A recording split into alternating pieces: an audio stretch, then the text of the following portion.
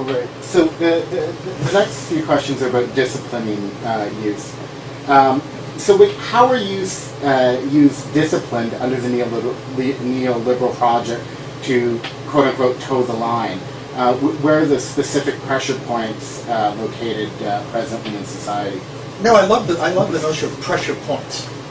Right? Where are pressures being placed on youth that would stifle their capacities to not only be governed, but to learn how to govern, to actually be critically engaged young people who have an opportunity to have access to the best that's been taught, and the possibility to rethink what it means to imagine the future.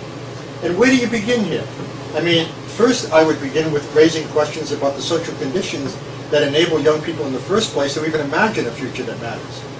And it seems to me that when you look at the inequality in this country in wealth and power, and the increasing degree in which young people are being born into zones of abandonment, into places of terminal exclusion, into places where poverty is so rampant that the possibility of their having any kind of future that matters is so limited that right off, it seems to me that their fate has been sealed in many ways. I mean, what do we have now? Millions of young people who are living in poverty. 20% of all young people in the United States living in poverty. One of the highest levels of poverty for advanced industrial countries in the world. Where do they have access to adequate health care? 45 million people without health care, and half of them are children. We're cutting back on food stamps. So we're cutting back on all the kinds of social provisions that should be in place that enable the youngest of young people. Child care, Head Starts being, as you know, is $200 million being, I believe, taken out of the recent food stamp bill, right? That includes, some of which addresses, early childhood education. So right away, it seems to me, right in that most elementary and necessary place in life, the opportunity for young people to succeed is stifled. Secondly, I believe when you see it around education in the most profound sense. I mean, from Bush to Obama, what we get is a notion of education that empties it out of any conception of what it means to educate people to be critically engaged citizens, right? I mean, this is an education that's almost entirely tied to being competitive in the global workforce. It has nothing to do with education in the real sense. It's really about training. This is really about training. So you're really cutting off, endless numbers of students who are being taught to be stupid.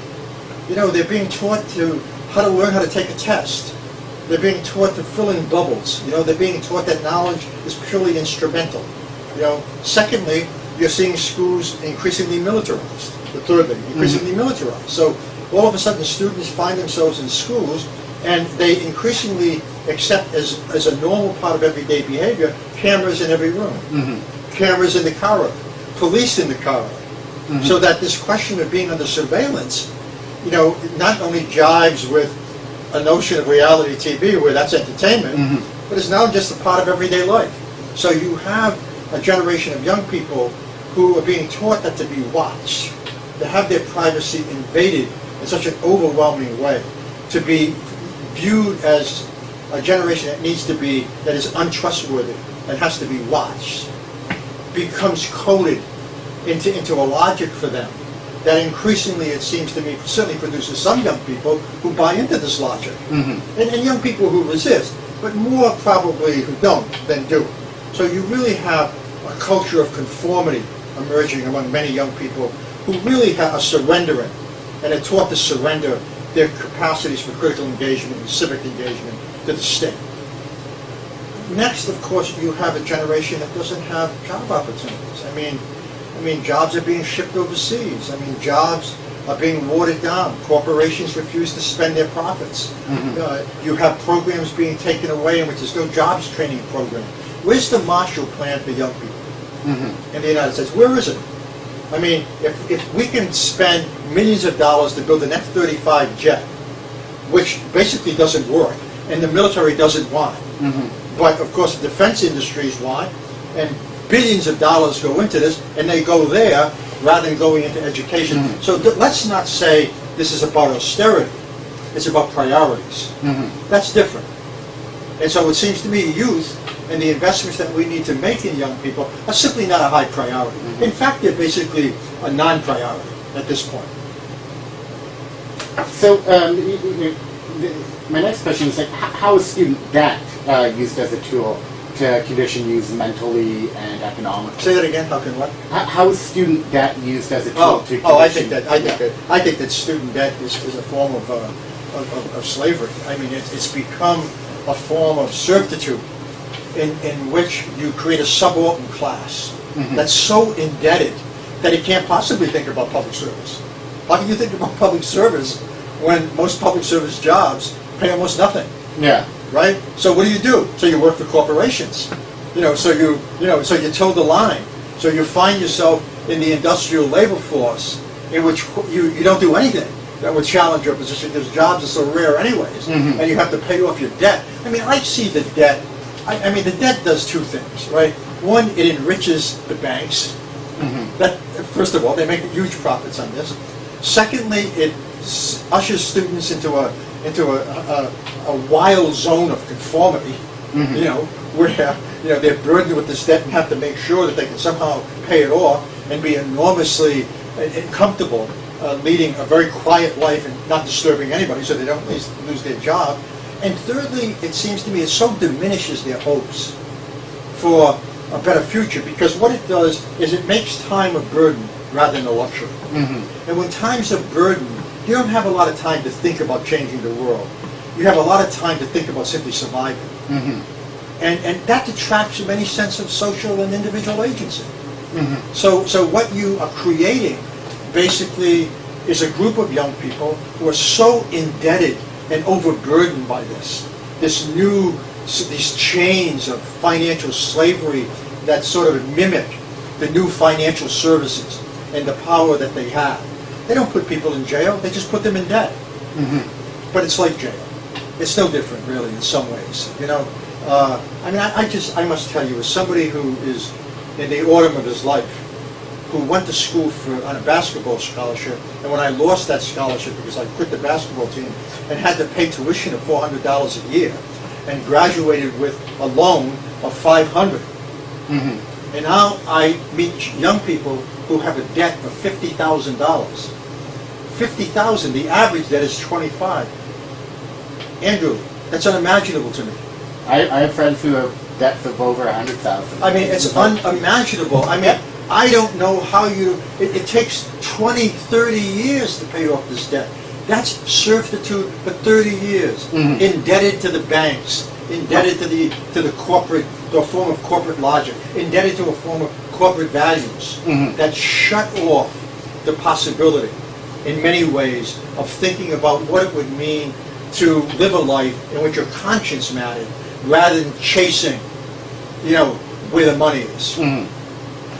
Okay, so while it's rarely explicitly stated, it's clear to me that the subtext or implication beneath a lot of the mainstream media's reporting on young people is a concept of youth as the terrorists. And you state in your book that youth are now seen as predators, threats to corporate governments, and disposable objects. Is this narrative necessary to discount the set of demands that youth are making globally and the calls for reforms? Like, is this a necessary way? No, absolutely. I think the logic there is that the best way to not listen to young people is to pathologize them, demonize them. I mean, why do criminals have anything to say to us? Do we want to talk to rapists? Do we want to talk to bank robbers? Do we want to talk to people who break the law? Do we want to talk to people like Edward Snowden, who is not a whistleblower but now is being charged under the Espionage Act as a traitor? Do we want to talk to traitors? Do we want to talk to young people who are reckless and are basically breaking windows? Do we want to talk to young people who are being attacked by the police in ways that would suggest that we need to rethink what the police are doing on campuses? Absolutely not. I think that what you have in the United States, particularly in the mainstream media, and thank God, not in the kind of media you represent, boy, that's another subject, but because it's an alternative public sphere. I mean, but what we have in this media is the politics of distraction and demonization. That's what we have. When young people come up, they're not the victims, they're the perpetrators. When young people come up, they're not at risk, they're the risk. When young people come up, they're not basically the subject of state terrorism, right? I mean, they're a pathology. They're a virus. Mm-hmm. They're making demands about the future. They're talking about, making social investments. They're talking about what it means to expand the welfare state. Mm-hmm. They're talking about the need for decent health care. Isn't that terrible? I mean, I think it's terrible to talk about these things, isn't it? Mm-hmm. I mean, it's terrible to say, hey, look, in any democracy, you need a kind of safety net so that when somebody gets sick, their lives don't end because they don't have a MasterCard. Mm-hmm. Or that, education is not an entitlement. Education is a right. Because when a democracy needs informed citizens, and everybody knows, who does any reading whatsoever, that the more educated people are in a democracy, the healthier those democracies are in every way, economically, politically, socially, culturally, around health issues. Everybody knows this. But you have 0.1% controlling, exorbitant amounts of wealth and power in the United States. That's a generation that's frozen. Mm-hmm. It's frozen. That element of that generation is frozen in time, and youth are the enemy. So, as a follow-up to that, how can progressives counter the mainstream media's coverage of youth and protest movements? Well, I mean, how can they cover it? How can they counter the mainstream media? Oh, I think, look, I mean, the stories that we tell emerge out of political convictions and moral and social visions about what kind of society we want to live in. And it seems to me that we need to tell different stories. I mean, we need to do a number of things. One, we need to expose and make visible the lies and the contradictions that often surround the stories that the mainstream media talk about when they talk about youth. Mm-hmm. That has to be just exposed. I mean, these ideologies, if they're not exposed, they're not critiqued, they're not interrogated, they become normalized. Secondly, it seems to me that the alternative media has to construct itself as a very different kind of public space. It has to construct itself as a space organized not around what we might call for-profit accumulation. It has to construct itself around a space that's concerned with public values, that's concerned with democracy, that's concerned with the common good. So it has to be a space that radically shifts ideologically and politically what its vision might be. Thirdly, it has to move and educate young people in ways that allow them to not only become critical, but to organize in ways in which they can invest in larger social movements. Nothing will be done until these critiques become broader social movements that begin to build infrastructures, like the alternative media, mm-hmm. alternative schools, spaces within schools, alternative pockets where a very different kind of narrative can be used to educate people. And I'll tell you what I mean by that. What I mean by that is, look, in my work, education is central to politics itself. It's not about schooling. That's one small aspect mm-hmm. of education. You have to have, in any democracy, you don't have a formative culture that engages people and enables people to develop their capacities to be engaged and socially responsible citizens. What you get is a very deformed culture. And the public pedagogy that we see emerging out of neoliberalism, right-wing religious politics, neoconservatism, these shut down the educational space in which people can imagine alternative futures. Mm-hmm. So I think that what alternative content spheres have to do is they have to create counter-narratives. They have to create public spaces where those narratives can take place, and they have to contribute to the emergence of larger social movements. Okay. So I think interviewing you, it would be wrong if I didn't ask about the carceral state, because you so eloquently address this topic. Now, much of your writings, focus on the United States, but we're seeing similar trends in Canada with the militarization of the inner suburbs of Toronto, rampant racial profiling, the high rate of incarceration for black and Aboriginal youth, and any number of killings of racialized youth by police. And that's happened in Toronto, here in Hamilton, in Montreal. So what can you say about the carceral state in Canada?